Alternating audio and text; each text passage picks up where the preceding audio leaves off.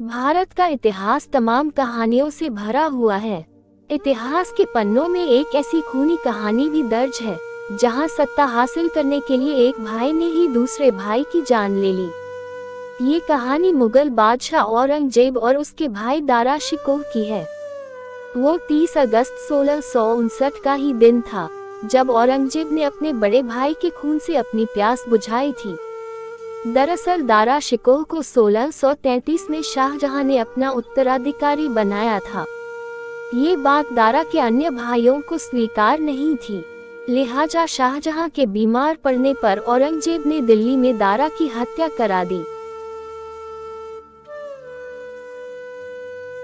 मुगल शासक शाहजहां के 4 बेटे थे, उनमें दारा शिकोह उन्हें सबसे प्रिय था।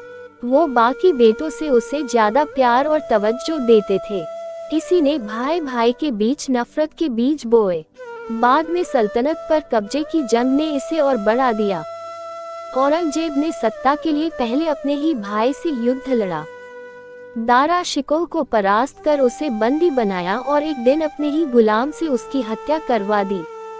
दारा शिकोह विद्वान था। वो भारतीय उपनिषद और भारतीय दर्शन की अच्छी जानकारी रखता था। इतिहासकार बताते हैं कि वो विनम्र और उदार हृदय का था, लेकिन ज्ञान के घमंड में वो अपने अलावा बाकी सबको मूर्ख समझता था। वो लोगों की सलाह पर गौर नहीं करता। उसके अपने सुरक्षा कर्मी ही उसे सही सूचना देने में घबराते थे। उसका अपना ही भाई औरंगजेब उसके खिलाफ साजिश रच रहा था और उसे इसकी भनक तक नहीं लगी।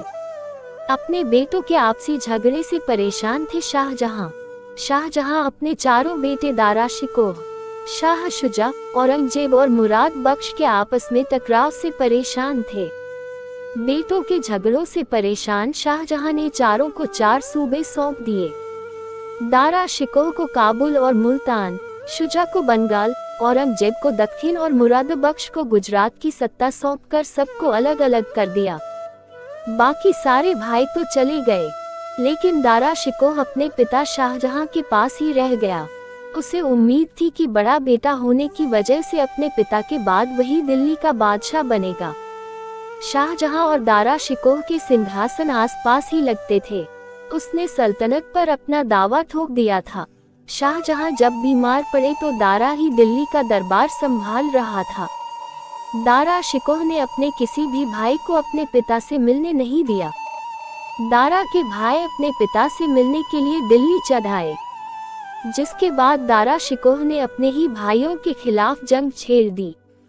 शुजा के खिलाफ दारा ने अपने बेटे सुल्तान शिकोह को लड़ने भेजा और खुद औरंगजेब से लड़ने चल दिया। दारा शिकोह इतिहास की सबसे बड़ी सेना लेकर औरंगजेब से लड़ने गया था।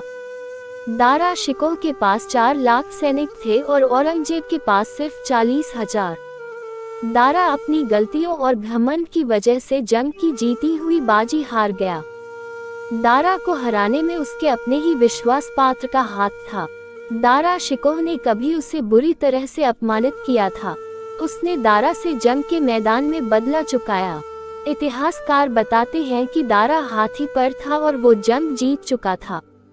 औरंगजेब के पास गिनती के सैनिक रह गए थे। उसी वक्त उसके एक विश्वास पात्र खलीलुल्लाह ने कहा, हजरत सलामत, आपको जीत मुबारक। अब आप हाथी से उतरकर घोड़े पर बैठिए। पता नहीं कब कोई तीर आपको आकर लग जाए। अगर ऐसा हो गया तो हम कहीं के नहीं रहेंगे। दारा शिकोह ने बिना सोच विचार किए हाथी से उतरकर घोड़े पर सवार हो गया। उधर जैसे ही दारा हाथी से उतरा, उसके सैनिकों के बीच दारा के मरने की अफवाह फैल गई। औरंगजेब ने इसका फायदा उठाया। दारा के सैनिक उसका साथ छोड़कर भाग गए और औरंगजेब और मुराद की मुट्ठी भर सेना ने जंग जीत लिया। जंग हारने के बाद दारा शिकोह यहाँ वहाँ भटकता रहा। कभी वो मुल्तान तो कभी टा और कभी अजमेर भागा। आखिरकार औरंगजेब के एक सैनिक के हाथों वो पकड़ा गया। दिल्ली में उसे बुरी तरह से अपमानित किया गया। उसे बीमार और गंदे हाथी पर घुमाया गया। दारा शिकोह को भिखमंगों जैसे कपड़े पहनाए गए थे।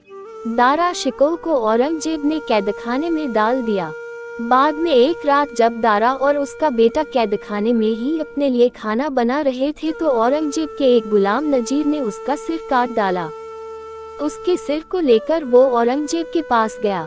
औरंगजेब ने दारा के सिर को थाली में रखवा कर धुलवाया और जब उसे भरोसा हो गया कि ये दारा शिकोह ही है तो वो फूट फूट कर रोने लगा। औरंगजेब के आदेश पर उसके शव को हुमायूं के मकबरे में दफना दिया गया। दारा के परिवार का बुरा हाल हुआ। उसके एक बेटे को मार दिया गया, दूसरे को ग्वालियर के किले में कैद कर लिया गया। दारा की बेगम अपनी जान बचाने के लिए लाहौर भाग गई। बाद में उसने जहर खाकर जान दे दी। औरंगजेब ने दारा शिकोह की हत्या करने वाले गुलाम को भी नहीं छोड़ा। दारा को अपमानित कर हाथी पर घुमाने वाले जीवन खां और उसका सिर काटने वाले गुलाम नजीर को पहले उसने इनाम देकर विदा किया, फिर रास्ते में दोनों के सिर कटवा दिए।